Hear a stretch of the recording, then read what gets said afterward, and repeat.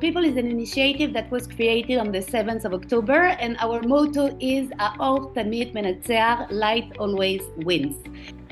Our short-term mission when we built the initiative was to offer concrete and immediate assistance to anyone who was affected by the attacks of October 7th, so civilians as well as soldiers. In the long term, our goal is really to rebuild the heart and the soul of Israel. We know that there are very big organizations who are taking care of the land of Israel, so we really want to focus on trying to bring light as many people as possible in the country.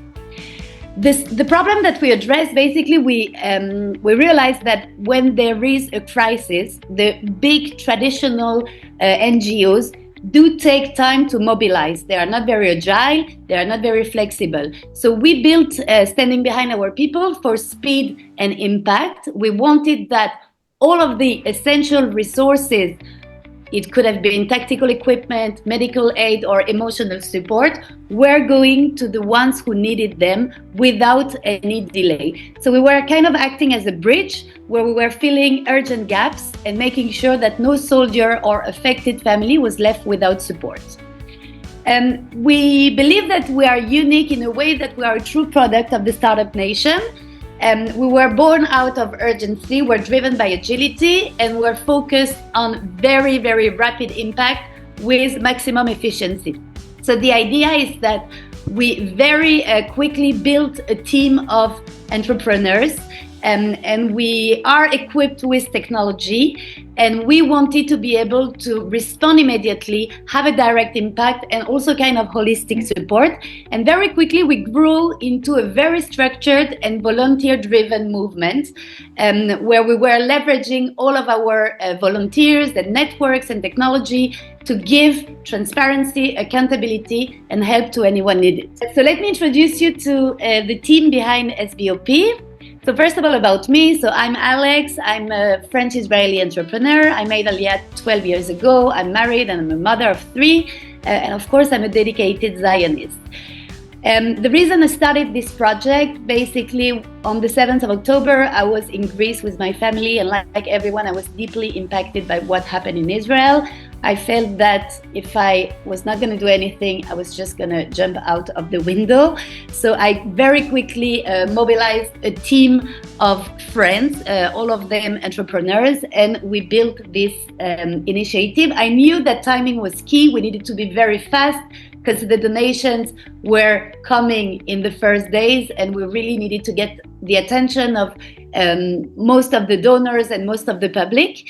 And I did a similar initiative in 2014. So I really learned from my experience there and from the mistakes I made in order to not to make them again and to be as efficient as possible. Today I'm the founder and the leader of Sbop, so I'm giving the vision, I'm coordinating the team, and of course I'm responsible for donor relations. So these are a few people on our team, and we've also built a network of partners in order to be as efficient as possible. One of the main things that defines us is really the technology. And I'm insisting on that because it's one of the key factors that make us very efficient in order to act. So of course we have our own website. We have our own way to launch funding campaigns and to raise funds. We have a CRM to manage donations and volunteers, to do email campaigns whenever we need to make a new funding campaigns. We have a CRM to manage all our donors. We're sending like regular newsletters to anyone to keep them updated. When we were dealing with soldiers' requests, we built a request center hub in order to be efficient and to prioritize requests from soldiers and citizens. And we also have an event planning tool. And whenever it's needed, we also have a mapping tool for delivery operations. So we are very set up technology-wide, and it allows us to be super efficient. In numbers, we've raised so far above $1.5 million. Most of them were raised with private donors, but we have like 35% of online donation. We have 2,000 donors so far, and 15% of them are repeating online donors. And we've spent 90% of our donations so far. In the past year, we did a couple of actions. First of all, we really focused on soldiers. I think like 2/3 of the money went directly to soldiers. So of course, we had our own Hamal. where we were buying equipments and delivering equipments. We also launched an operation with Decathlon where we ask people from abroad to bring physical goods from their own countries. In order, the operation was called the Winter Shield, for the soldiers to be protected with warm clothes in the winter. We also helped finance roof for tanks that were protecting them from drones, and we did a lot of things in this spirit. We also supported families in need, so financial assistance of displaced family with a lot of first necessity products. We also helped refurnish their homes. We brought them meals, so a lot of different things we did here. And the main operations that we have been doing as well in kinds of long-term operations, the first one is called Hanukkah operation. So for Hanukkah, last year and this year, we launched an operation that was, the goal was really to bring light and hope to the families of soldiers during the holidays. So the idea was to say, okay, in 2023, you have soldiers, reservists who won't be able to be with their families for Hanukkah. So we want our volunteers to deliver gifts hand to hand to their families to ensure that even if they're not home, the spirit of Hanukkah will reach every home. And in 2024, we did exactly the same concept, but with families of injured soldiers who are still at the hospital or in rehab. So we had volunteers bringing presents, going home from home and bringing light to those families. So the idea for us is really to be the link that connects soldiers with their families in times of need and that are bringing light, especially in the time of the holidays. So in 2023, we basically delivered 700 addresses spread across Israel, so really from the Golan to Eilat, with the help of our volunteers and of course with the help of our donors. We bought all of the presents.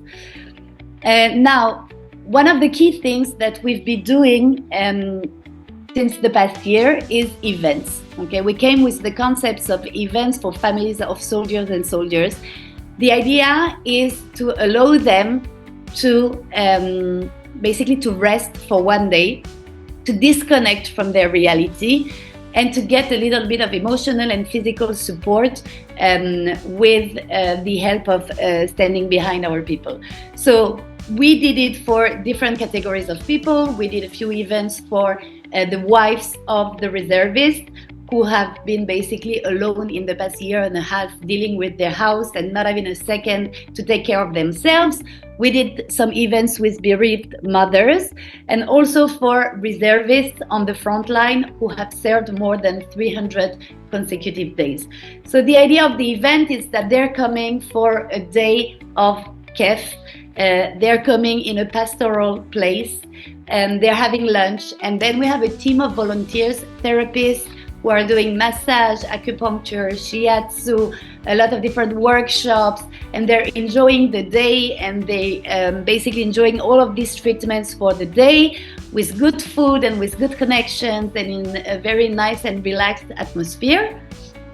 So these are all the events that we've done. We've done so far 6 events, ranging from 25 attendants to 120 attendants, and we're planning an event next month with 300 wounded soldiers of the Givati brigade.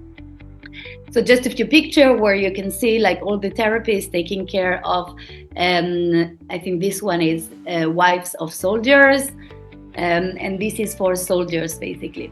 So these are very nice events, and we're doing them in partnership with some brands. So Fre was also one of our brands who came and who gave us very nice packages that we could give to present to the attendance of the events.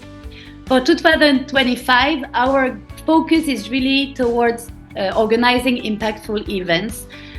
We've seen that when we bring these people together, it is really connecting some bonds.